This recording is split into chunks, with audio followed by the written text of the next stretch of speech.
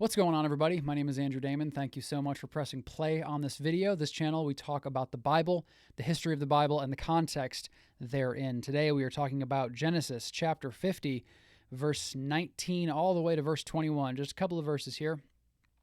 Starting right here, it says, "But Joseph said to them, 'Do not fear, for am I in the place of God?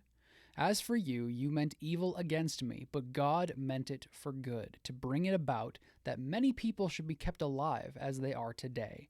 So do not fear, I will provide for you and your little ones.' Thus he comforted them and spoke kindly to them." A little bit of context here.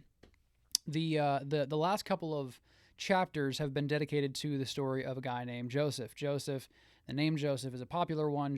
We have Joseph named here. We also have Joseph, the earthly father of Jesus, Mary and Joseph, many, many, many, many, many years later. But this Joseph, the Joseph of the colored coat, as he is known, he is used in Scripture for many, many different things. He's used as a dream interpreter. He's used as a sort of a pinnacle of jealousy for the brothers that he had. Many, many different things happened to Joseph. He was thrown into a pit. They were going to kill him first, but then he was thrown into a pit because they looked and saw that their father, whose name was Jacob, Israel, they favored him in many, many different ways above them, and so they were jealous and they did many, harmful things to him.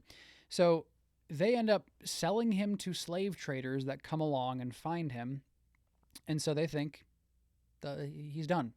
He's gone for. We're never going to see him again. But eventually, there came about a famine in the land, and God told Joseph about this through different dreams and whatnot. And so, because of the grace of God and because of the blessing of God, Joseph was put in charge of all of Egypt. And as a result of this, there was storehouses that were kept up and filled for this many, many different years of famine going on. But it wasn't just for the land of Egypt. It was also for many different lands surrounding Egypt, which also encompassed the brothers of Joseph, who, again, they thought he was gone. And so eventually they come to find that Joseph is in fact in charge. And they are just absolutely bewildered by this, and they don't know what to say or do. And obviously Joseph is in the judgment seat in this case, that he can do whatever he wants in this case. But he reveals himself to be Joseph. They don't realize it at first. They reveal himself. He reveals himself to be Joseph, and he is kind to them, as it says at the end of verse 21. Thus he comforted them and spoke kindly to them. But this last part right here, I want to make this very, very clear. But again, Joseph said to them, "Do not fear, for am I in the place of God?" That's an interesting note. He automatically takes himself and says, "I'm not in the place of God." Am I in the place of God? No, I'm not the high judge here. "As for you, you meant evil against me." He's talking about what they did to him by selling him into slavery.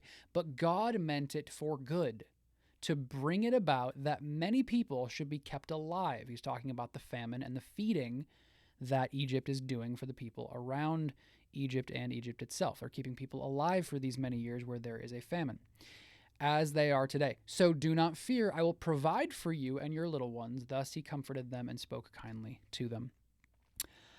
This is sort of an encouragement video. I think a lot of us tend to go through difficult situations in which we don't understand why God is allowing bad things to happen. We see it happening around us. We see family members dying. We see jobs being, firing us, or that we're let go, or something bad ends up happening, and you don't think that it's like what's going on? There's no reason for this. But Joseph makes it clear in this case that even though all this bad stuff happened to him, which, by the way, being sold into slavery or almost killed by your brothers, that is not the extent of it. He was wrongfully accused of, using the R word here, raping Potiphar's wife. Potiphar is the man who basically bought him up, and he became in charge of Potiphar's house and whatnot. And then Potiphar's wife wrongfully accused him and lied about it. And Joseph did nothing wrong. He did nothing wrong, but he was put in prison for many years. Lots of bad stuff happened. So Joseph, sort of in retrospect, looks at this and says, God used all this for good. And he doesn't just say that. He gives the reason too. God meant it for good, to bring about that many people should be kept alive as they are today. That's insane. How often do we genuinely sit there as believers in Jesus Christ and analyze all the bad stuff that's happened, the bad stuff people have done to us, said to us, acted upon to us, and said, well, you meant it for bad, but God meant it for good. God meant it for good. The purpose of God is always going to stand. Okay? And unfortunately, the mindset of a lot of different proclaiming Christians nowadays is that God just turns us loose and we can do whatever the heck we want. That isn't what it is. God's plan stands. God meant it for good. This not only shows that meant is a past tense, meaning it was meant prior. He meant it for good. There was a plan for it to be good. There was no point in this time where God ever sat there and said, well, I hope this turns out okay. Never. The sovereignty of God always holds true. So when it comes to bad things happening in our lives, however small or large, please remember that God means it for good. It's not just the semi-bad times that we're talking about. It's every single time, good or bad. And this is why a lot of times in Scripture and in situations outside of Scripture, people are praising God for all the good and all the bad. I hope you learned something with this. Truly and honestly, I do. If there's anything in the comments section that you would like me to talk about, discuss, verses, context, history, whatever the case may be, please feel free to let me know in the comment section below. Please feel free to like, comment, and subscribe, and I will see you guys tomorrow.